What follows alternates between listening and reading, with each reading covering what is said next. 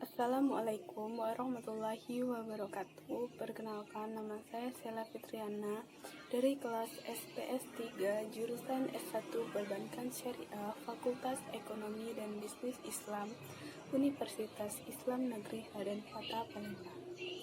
Di sini saya akan menjelaskan atau memaparkan materi tentang sistem keuangan dan lembaga keuangan.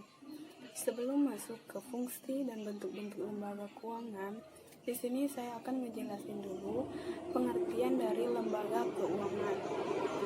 Pengertian lembaga keuangan adalah lembaga yang menghubungkan antar pelaku sektor rumah tangga dalam perusahaan dengan melakukan interaksi ekonomi. Setelah pengertian, di sini ada yang namanya fungsi lembaga keuangan. Fungsi lembaga keuangan di sini ada 5. Yang pertama, melancarkan pertukaran produk. Yang kedua, menghimpun dana dari sektor rumah tangga dalam bentuk tabungan dan menyalurkan kepada masyarakat dalam bentuk pinjaman. Yang ketiga yaitu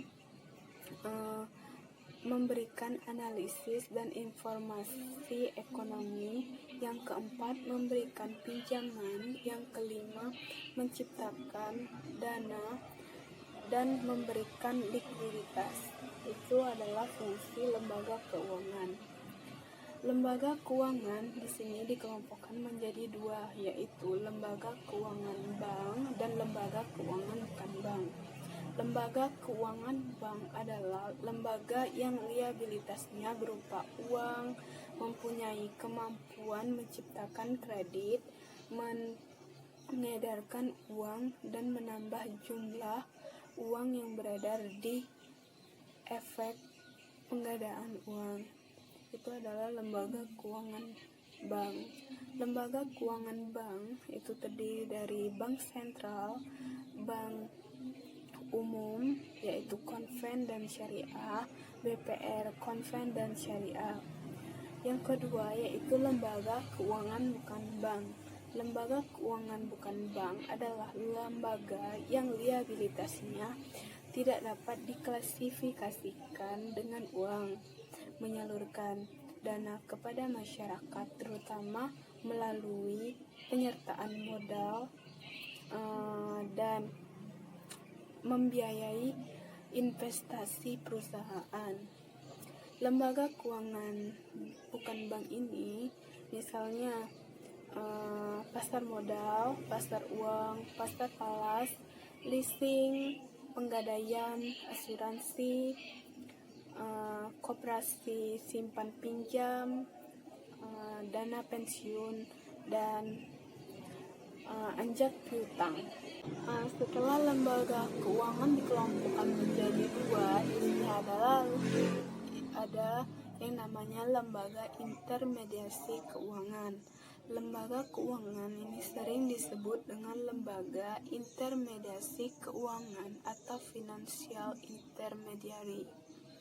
Nah, pengertian dari intermediasi keuangan adalah proses pembelian surplus dari dana unit ekonomi, yaitu sektor usaha, lembaga pemerintah, dan individu atau rumah tangga untuk tujuan penyediaan dana bagi unit ekonomi lain. Nah, intermediasi keuangan ini dapat dikatakan merupakan kegiatan pengalihan dana dari unit ekonomi surplus ke unit ekonomi defisit. Nah, lembaga intermediasi dalam sistem keuangan Indonesia ini antara lain yaitu terdiri dari bank umum, BPR, lembaga dana dan lembaga kredit perdesaan, perusahaan asuransi, dan lain sebagainya. Setelah lembaga intermediasi keuangan. Di sini ada yang namanya bentuk-bentuk lembaga intermediasi keuangan. Di sini ada 3, yaitu depository intermediaries, contractual intermediaries, investment intermediaries. Nah, yang pertama yaitu depository intermediaries. Itu adalah lembaga intermediasi karena sebagian besar sekuritas sekundernya yang merupakan sumber dana terdiri dari berbagai bentuk simpanan. Contohnya yaitu giro, deposito berjangka, dan lain sebagainya.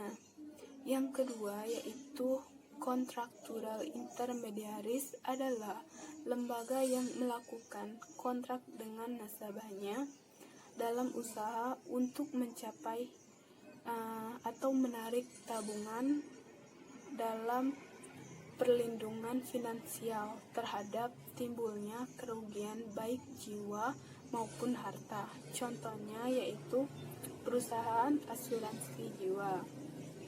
Yang ketiga yaitu investment intermediaries adalah lembaga yang menawarkan surat-surat berharga yang dapat dimiliki sebagai investasi jangka panjang atau dapat segera dijual apabila investor membutuhkan dananya kembali.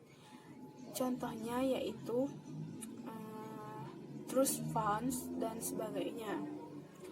Mungkin itu saja yang dapat saya sampaikan, lebih dan kurang saya mohon maaf kepada Allah, saya mohon ampun. Akhir kata, wassalamualaikum warahmatullahi wabarakatuh.